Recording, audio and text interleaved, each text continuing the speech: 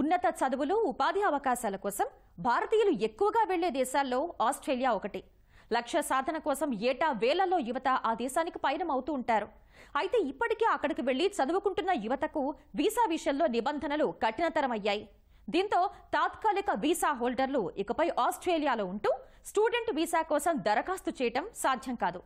మరి ఆస్ట్రేలియా ఎందుకు ఈ నిర్ణయం తీసుకుంది? ఎవరెవరిపై ఈ ప్రభావం పడనుంది? భారత్ నుంచి దరఖాస్తు చేసుకోవాలి అనుకునే విద్యార్థులు తీసుకోవాల్సిన జాగ్రత్తలేంటి అనే అంశాలపై ఎస్ఐజీ సీఈఓ ప్రీతి కోణాతో ముఖాముఖి.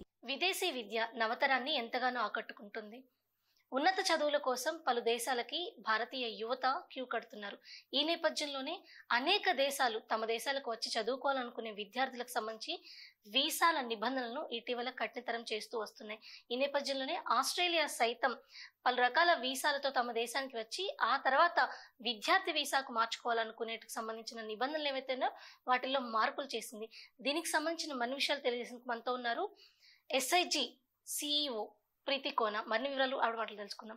నమస్తే మ్యామ్. నమస్తే. So first of all, Australia అనేది రీసెంట్ టైమ్స్ లో చాలా ఎక్కువ వినిపిస్తుంది. యుఎస్, యూకే ఇంతకుముందు ఎక్కువ వినిపించేది, బట్ ఇప్పుడు ఎక్కువ మంది ఆస్ట్రేలియా వెళ్ళడానికి ఆసక్తి చూపుతున్నారు. దీనికి ప్రధాన కారణం ఏంటి? ఆస్ట్రేలియా అనేది it's beautiful and safe country అండి. అంటే ఎలాంటి స్టూడెంట్స్, ఎలిజిబిలిటీ ఉన్న ఏ స్టూడెంట్ అయినా సరే అక్కడికి వెళ్ళి హ్యాపీగా చదువుకొని వాళ్ళు కంప్లీట్ చేసుకొని సెటిల్మెంట్ ఆప్షన్స్ కూడా ఎక్కువ ఉంటాయి ఆస్ట్రేలియాలో. సో దానివల్ల కూడా ఎక్కువ మంది వెళ్ళటానికి ఇంట్రెస్ట్ చూపిస్తున్నారు. మ్యామ్, అయితే ఇప్పుడు ఆస్ట్రేలియా దీనికి సంబంధించి చూస్తే వీసాలు క్రమంగా కఠినతరం చేస్తున్నారు, విద్యార్థి వీసాలు. దీనికి ప్రధాన కారణం ఏంటి? అండ్ ఇప్పుడు చూస్తే పర్యాటక వీసా కావచ్చు, ఇతరత్ర టెంపరీ వీసా మీద వచ్చిన వాళ్ళు స్టూడెంట్ వీసా కన్వర్ట్ చేసుకోవడానికి మరింత కఠినతరం చేశారు. దీని గురించి ఏమంటారు? సో ఆస్ట్రేలియా వీసా కఠినతరం చేశారు అని చెప్పడం కన్నా క్వాలిటీ స్టూడెంట్స్ ని చూస్తున్నారు. ఆస్ట్రేలియాకి వచ్చే వాళ్ళు క్వాలిటీ స్టూడెంట్స్ అయి ఉండాలి అనేది ఎక్స్పెక్ట్ చేస్తుంది ఆస్ట్రేలియా. సో క్వాలిటీ అంటే ఏంటి అంటే అకాడమిక్ గా వాళ్ళకి ఎలిజిబిలిటీ ఉండాలి, తర్వాత ఫినాన్షియల్ కెపాసిటీ బాగుండాలి. అంటే పేరెంట్స్ ఇన్కమ్ అనేది మెయిన్ స్పాన్సర్స్ పేరెంట్స్ అయి ఉండాలి, అండ్ పేరెంట్స్ ఇన్కమ్ కూడా ఒక 12 lakhs మినిమం ఇన్కమ్ ఉండేలాగా ఉండాలి. సో తర్వాత కావాలి అంటే ఇంకెవరినైనా స్పాన్సర్స్ ని, బ్లడ్ రిలేటివ్స్ ని యాడ్ చేసుకోవచ్చు స్పాన్సర్షిప్. ఇది ఒకటి రివైజ్ చేశారు రూల్. అంటే ఇంతే ఉండాలి కంపల్సరీగా అనేది ఒకటి రివైజ్ చేశారు. ఆ తర్వాత ఇంకొక చేంజ్ ఏంటి అంటే years, number of years post study work right number of years extension అనేది 3 years నుంచి 5 years వరకు ఉంది. Depends on the location, A location కి వెళ్తున్నారో దాన్ని బట్టి ఉంటుంది. అది ఒక చేంజ్. ఇంకొక చిన్న చేంజ్ ఏం చేశారు అంటే లివింగ్ ఎక్స్పెన్సెస్ కొంచెం ఇంక్రీజ్ అయింది. దాన్ని మనం లోన్ గా కానీ, సేవింగ్స్ లో కానీ, ఎఫ్డీగా కానీ ఎలా అయినా సరే చూపించుకోవచ్చు. అయితే ప్రధానంగా మనం ఇప్పుడు మాట్లాడుతుంది ఏంటంటే టూరిస్ట్ వీసా కావచ్చు, ఇతర టెంపరీ వీసాస్ మీద వెళ్ళిన వాళ్ళు అక్కడ స్టూడెంట్ గా కన్వర్ట్ చేసుకునే అవకాశం లేకుండా పోతుంది. దీన్ని ఎలా చూడొచ్చు అంటారు? ఎందుకు ఈ మార్పు జరిగింది అనుకుంటున్నారు? ఇప్పుడు రెగ్యులేషన్స్ ప్రకారం ఇప్పుడు చేసుకోవడానికి వీల్లేదు. అది స్ట్రిక్ట్ గా నో చెప్పారు. ఎందుకు అంటే స్టూడెంట్ వీసాకి వెళ్ళాలి అంటే దానికి ఒక ఎలిజిబిలిటీ ఉండాలి. అకాడమిక్స్ అవ్వచ్చు, నేను ఇందాక చెప్పిన ఫినాన్షియల్ కెపాసిటీ అవ్వచ్చు, ఎలిజిబిలిటీ ఉండాలి. కానీ ఒక టూరిస్ట్ వీసాకి వెళ్ళడానికి ఆ ఎలిజిబిలిటీ ఏం అవసరం లేదు, ఇంకేదైనా వీసాకి వెళ్ళడానికి అవసరం లేదు. సో అక్కడికి వెళ్ళిన వాళ్ళు అక్కడి నుంచి అక్కడికి షిఫ్ట్ అవుతున్నారు అంటే ఎలిజిబుల్ లేని స్టూడెంట్స్ అక్కడికి వెళ్తున్నారు. సో దానివల్ల క్వాలిటీ ఆఫ్ ఎడ్యుకేషన్ పడిపోతుంది. సో ఆ రీజన్ వల్ల ఎలా అయినా సరే క్వాలిటీని ఇంప్రూవ్ చేయాలి అనుకున్నప్పుడు అది మెయిన్ వాళ్ళు అక్కడ దాన్ని కంప్లీట్ గా కట్ డౌన్ చేశారు. సో దానివల్ల ఏమవుతుందంటే ఓన్లీ స్టూడెంట్స్ వెళ్ళడానికి అవుతుంది. స్టూడెంట్స్ వెళ్ళేది కూడా స్ట్రీమ్ లైన్ ప్రాసెస్ కాబట్టి ఎలాంటి స్టూడెంట్స్ వెళ్ళాలి, ఎలాంటి క్వాలిటీ ఉన్న స్టూడెంట్స్ వెళ్ళాలి అనేది ఆస్ట్రేలియా ఇమిగ్రేషన్ డిసైడ్ చేసి వీసా ఇస్తుంది. అయితే ఇండియా నుంచి చూస్తే చాలా మంది స్పౌజెస్ వెళ్తుంటారు.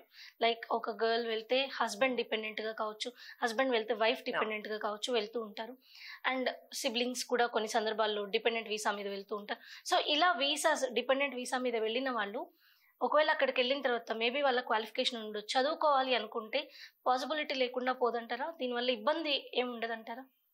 సో స్పౌజ్ వీసా అనేది వేరండి. ఇక్కడ నుంచే స్పౌజ్ వీసా వేసేటప్పుడు కూడా స్టూడెంట్ తో పాటు స్పౌజ్ వెళ్ళొచ్చు. ఆస్ట్రేలియాకి ఎలాంటి లిమిటేషన్ లేదు, దానికి వెళ్ళొచ్చు. కానీ వెళ్ళేటప్పుడు స్పౌజ్ క్వాలిఫికేషన్ కూడా చూస్తారు. అప్లికెంట్ కాకపోయినా స్పౌజ్ ఏం చేశారు, స్పౌస్ ఎలాంటి క్వాలిఫికేషన్ ఉంది, సో మినిమం క్వాలిఫికేషన్ మీట్ అవుతున్నారా, వర్క్ చేస్తున్నారు, సో ఇవన్నీ చూసిన తర్వాత అప్లికేషన్ ప్రొసీడ్ అవుతుంది. కాబట్టి ఇక్కడ నుంచి స్పౌస్ అప్లికేషన్ వెళ్ళటంలో ఎలాంటి ప్రాబ్లం లేదు, ఎలిజిబుల్ ఉన్న ఎవరైనా సరే వెళ్ళొచ్చు. సో మేజర్ గా చూస్తే ఆస్ట్రేలియా వెళ్ళేటువంటి విద్యార్థులు ఎవరైతే ఉంటారో అక్కడికి వెళ్లే ముందు జాగ్రత్తలు ఏం తీసుకోవాలంటే ఇన్స్టిట్యూషన్స్ గురించి కావచ్చు, సెలక్షన్ గురించి కావచ్చు, ఏం చేస్తే అక్కడికి వెళ్ళాక ఇబ్బంది పడకుండా ఉంటారంటారు. అండ్ ఇప్పుడు కొత్తగా వచ్చినటువంటి ఈ చేంజెస్ ఏవైతే ఉన్నాయో అవి ఎవరిపైన ఎక్కువ ఇంపాక్ట్ చూపించే అవకాశం ఉంది? సో అక్కడికి వెళ్ళాలి అనుకున్నప్పుడు ఫస్ట్ మనం చూసుకునేది మన ప్రొఫైల్ ఎలా ఉంది. సో అకాడమిక్గా మన ప్రొఫైల్ ఎలా ఉంది, ఎందుకంటే ఆస్ట్రేలియా చాలా పర్టికులర్గా ఉంటుంది ఇలాంటి స్టూడెంట్సే రావాలి అని. సో మన ప్రొఫైల్ ఎలా ఉంది అకాడమిక్గా, తర్వాత పేరెంట్స్ ఇన్కమ్ ఎలా ఉంది, సో దీన్ని వేస్ట్ చేసుకొని బ్యాంక్ లోన్ వస్తుందా లేదు, ఎలాంటి సేవింగ్స్ కానీ లేకపోతే ఎఫ్టీస్ కానీ ఉన్నాయా మనకి, సో ఇవన్నీ ప్రాపర్గా చూసుకొని తర్వాత యూనివర్సిటీ సెలెక్షన్ అనేది. సో మన ఇన్కమ్కి మన ఫినాన్షియల్ కెపాసిటీకి తగ్గ యూనివర్సిటీ సెలెక్షన్, ఎందుకంటే టాప్ యూనివర్సిటీస్ నుంచి డీసెంట్ యూనివర్సిటీస్ చాలా ఉన్నాయి. సో రికగ్నైజ్డ్ కానీ కాలేజెస్ కాకుండా ఇలాంటి మంచి యూనివర్సిటీస్ ఏవైనా సరే సెలెక్ట్ చేసుకొని, కోర్స్ ఒకటి చాలా ఇంపార్టెంట్, కోర్స్ సెలెక్ట్ చేసుకొని వెళ్ళిన తర్వాత అక్కడికి వెళ్ళిన తర్వాత చేంజ్ అవ్వకుండా ఒక్కటే యూనివర్సిటీలో కంటిన్యూ చేసి కంప్లీట్ చేసేలాగా కోర్స్ చూసుకోవాలి. That is most important. ఎందుకని అంటారు అంటే ఒకవేళ అక్కడికి వెళ్ళిన తర్వాత ఇన్స్టిట్యూషన్ ఏదైనా ప్రాబ్లం రావచ్చు, చేంజ్ చేసుకోవడం వల్ల వచ్చే ఇబ్బందులు ఏంటి? సో యూజువల్గా ఎలాంటి వాళ్ళు చేంజ్ చేసుకుంటారు అంటే, ఇక్కడ ఇంత టైం ఉన్నప్పుడు మనకి ప్రాసెస్ చేసుకోవడానికి ఇంత టైం ఉన్నప్పుడు సో ఇక్కడ మనం చూసుకొని సెలెక్ట్ చేసుకోవాలి.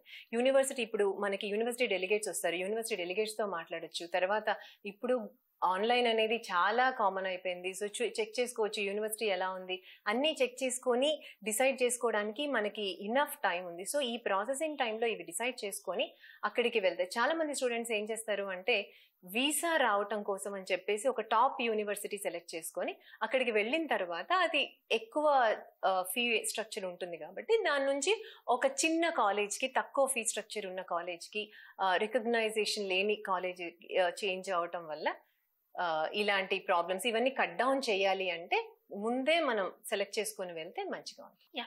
ఫైనల్ గా ఆస్ట్రేలియా వెళ్ళాలి, అక్కడ చదువుకోవాలనుకునే స్టూడెంట్స్ కి మీరేం సలహా ఇస్తారు?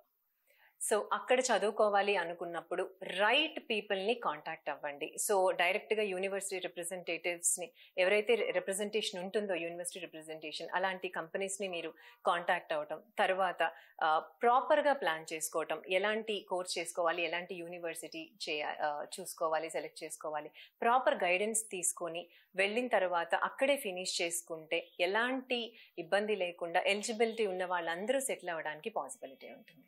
థ్యాంక్ యూ సో మచ్ ప్రీతి గారు. థ్యాంక్ యూ అండి. Thank you. ఇది ఆస్ట్రేలియాకు సంబంధించి ఏదైతే విద్యార్థి వీసాల్లో మార్పులు జరిగాయో ఇది ప్రధానంగా క్వాలిటీ ఎడ్యుకేషన్ని ప్రమోట్ చేయడానికి మాత్రమే తీసుకొచ్చింది విషయంగా కూడా ప్రీతి చెప్తున్నారు. కెమెరా పర్సన్ మల్లికార్జున్తో రమ్య, ఈటీవీ న్యూస్, హైదరాబాద్.